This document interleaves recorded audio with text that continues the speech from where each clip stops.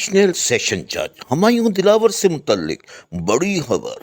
ہمایوں دلاور نے chief justice عامر فاروق کو خط کیوں لکھا؟ جج ہمایوں دلاور کو او ایس ڈی کیوں بنایا؟ اندرونی کہانی نے تہلکہ مچا دیا۔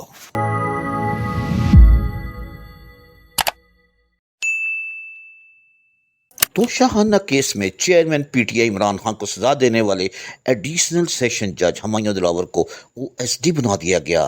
اس بات کی منظوری چیف جسٹس اسلام آباد ہائی کورٹ عامر فاروق نے دی، جبکہ ایڈیشنل رجسٹرار اسلام آباد ہائی کورٹ کی جانب سے نوٹیفیکیشن جاری کیا گیا۔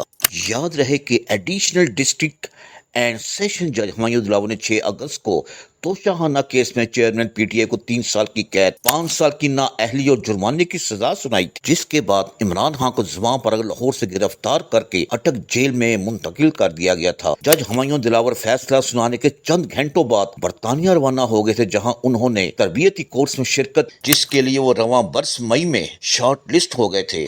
دوسری جانب ذرائع نے دعویٰ کیا ہے کہ chairman P T I Imran Khan کو توشاہانہ ریفرنس میں سزا سنانے والے ایڈیشنل سیشن جج ہمایوں دلاور کو جج کے عہدے سے ہٹا کر او ایس ڈی بنانے کی اصل وجہ سامنے آ گئی۔ اس حوالے سے ذرائع نے بتایا کہ ہمایوں دلاور نے برطانیہ میں ٹریننگ سے واپسی پر چیف جسٹس ہائی کورٹ کو مراسلہ، جس میں خود کو درپیش سیکیورٹی خدشات سے متعلق آگاہ کیا۔ سیشن جج کے مطابق میرے اہل خانہ کے خلاف منصوبہ بندی کے ساتھ سوشل میڈیا پر مہم چلائی، جبکہ حالیہ دورہ برطانیہ کے دوران بھی مجھے غیر مناسب صورتحال کا سامنا کرنا پڑا۔ رجسٹرار ہائی کورٹ کو لکھے گئے خط میں سیشن جج ہمایوں دلاور کا کہنا تھا کہ ایک پارٹی کے چیئرمین کے خلاف فیصلہ دینے پر میرے خلاف سوشل میڈیا پر مہم شروع کی گئی، دنیا بھر سے مختلف لوگوں کی جانب سے دھمکیاں دی، میرے بچوں کو بھی اسکول جاتے ہوئے غیر معمولی حالات کا سامنا ہے۔ ذرائع نے بتایا کہ جج ہمایوں دلاور 16 اگست کو پاکستان واپس پہنچے۔ 17 اگست کو انہوں نے چیف جسٹس اسلام آباد ہائی کورٹ کو مراسلہ لکھا تو مراسلے میں چیئرمین پی ٹی آئی کے فیصلے کا حوالہ بھی دیا۔